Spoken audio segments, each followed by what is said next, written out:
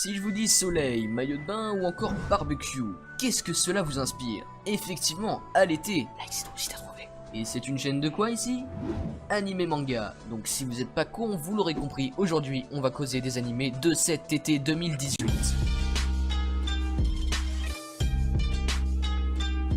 Au fait, restez bien jusqu'à la fin de cette vidéo, j'ai une petite annonce à faire. Bref, je sais qu'il fera beau et chaud et qu'à titre personnel, je vais plus sortir que regarder des animés, mais je fais cette vidéo pour toi, Timothée, qui n'a pas d'amis. Non, je rigole, en vrai, faites pas genre, on va tous se mater quand même la masse d'animés cet été. Donc j'espère de tout cœur que cette saison sera chargée de petites perles.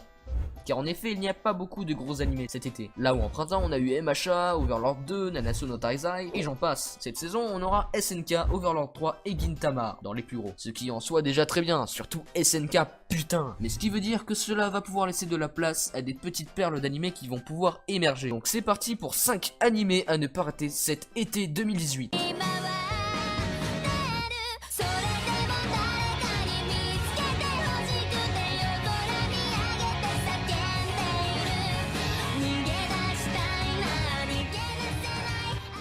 En 5ème position, on a Backstreet Girls. Donc de quoi nous parle ce petit animé? Backstreet Girls nous parle de 3 Yakuza ayant échoué une de leurs missions. Donc tout d'abord, qu'est-ce qu'un Yakuza? Un Yakuza, pour faire simple, c'est un voyou appartenant à un gang, mais en version beaucoup plus hardcore. Ils ont une organisation assez ressemblante à la mafia. Bref, et donc, après que ces 3 Yakuza aient échoué une de leurs missions, leur patron leur donne 2 choix. Soit se suicider pour laver leur honneur, ce qui est pas très jojo en soi, on va pas se le cacher, ou bien aller en Thaïlande pour subir une opération de changement de sexe afin de devenir des idoles féminines. Oui, what the fuck? Comment est-ce qu'un chef Yakuza pourrait avoir une idée pareille? Enfin bref, passons, c'est le Japon. Voilà, c'est l'excuse à tout. Donc, je vous laisse imaginer la suite. Évidemment, les 3 Yakuza décident alors de se rendre en Thaïlande pour procéder à une opération de changement de sexe dans le but de devenir des idoles féminines. Et après une rude année d'entraînement, ils deviennent enfin des idoles féminines. Mais à leur grande surprise, ils deviennent super connus. Et leurs chansons marchent beaucoup mieux que prévu et ils vont devoir se retrouver dans plein de situations comiques suite à ce succès phénoménal. Pour ma part, j'ai vraiment hâte de voir cet animé. Je pense qu'on ne peut que se taper de belles barres de rire en le regardant. Et d'ailleurs, si vous êtes intéressé, il y a également un manga.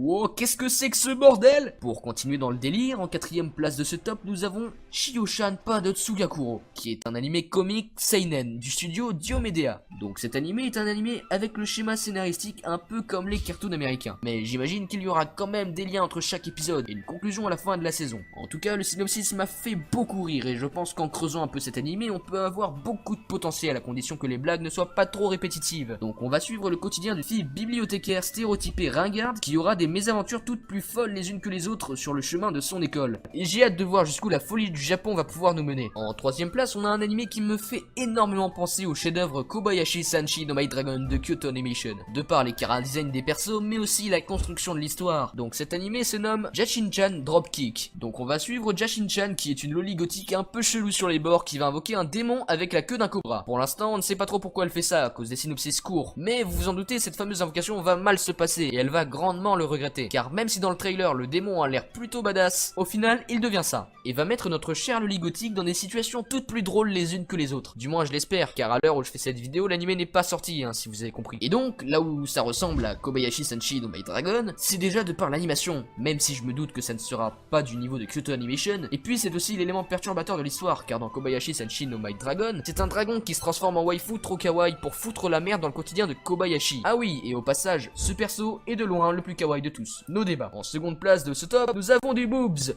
Ouais! Mes amis, je vous présente le ecchi le plus glauque de l'histoire. Un ecchi sur les fantômes, bordel de merde. Bon, après, perso, je dis pas non à ça. Même si c'est un fantôme. Donc dans cet animé, nous suivrons Fuyuzora Kogarashi qui a la capacité de voir les êtres surnaturels. Et vu qu'on est dans un animé ecchi, t'as vu, vous vous doutez bien que le fantôme c'est ni Casper ni lui.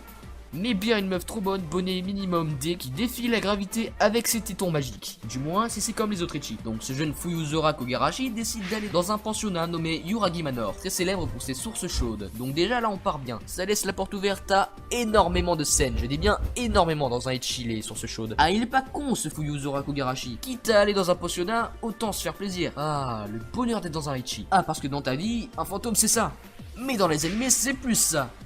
Tout de suite ça donne plus envie, moi perso là j'ai bien envie de faire connaissance avec ce fantôme. Et comme si cela ne suffisait pas, on sait pas pourquoi les autres personnes, le genre dans le pensionnat, c'est toutes des mannequins encore une fois, bonne idée minimum. Bref, ce Ecchi a tout pour plaire, une fille bonne mais psychopathe sur les bords, une héroïne totalement naïve, bonne idée minimum, la meuf avec des dimensions de boobs égales à plus la moitié de son corps, et un fessier, non je déconne, une loli à grosses fesses. Et pour finir, une autre loli qui doit avoir 6 ans pour satisfaire tout type de personnes. Tout type de personnes. Ah oui, et la banale. Et vous en doutez, évidemment, toutes tomberont amoureuses de lui sans absolument aucune raison, car c'est la magie des RM les amis.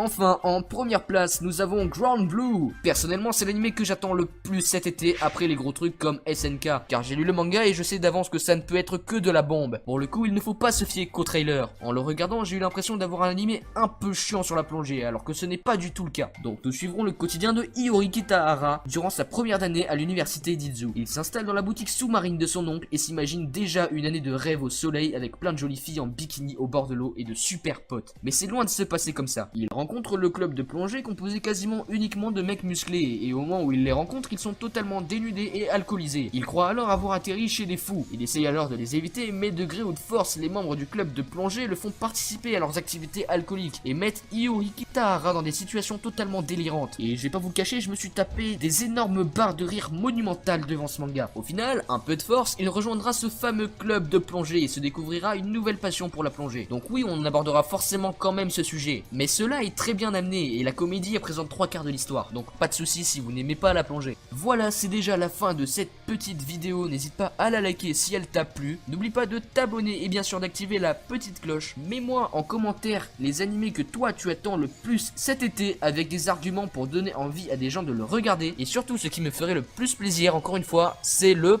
partage. Je n'ai pas mis des gros animés comme SNK dans ce top car ça n'a absolument aucun intérêt, étant donné que tout le monde va les regarder de toute façon. Ah oui, au fait, pour la petite annonce, j'ai mon pote Rex Sensei qui a perdu sa chaîne de 1000 abonnés pour absolument aucune raison. YouTube a merdé et si je vous en parle, c'est parce que moi aussi ça m'est arrivé dans le passé. Et je trouve ça dégueulasse de pénaliser un petit youtubeur qui ne fait que partager sa passion des mangas sur une plateforme qui est normalement tout public. Donc si vous voulez le soutenir ou même le découvrir, le lien de sa chaîne est en description. Il fait de la quali, validé par Breakun. Bon après, on va pas se mentir, c'est moins bien que moi, mais bon. Non, je rigole. Bon, moi sur ce, je vous dis sayonara. Now that we open the sky, don't get out of the boat. 虹に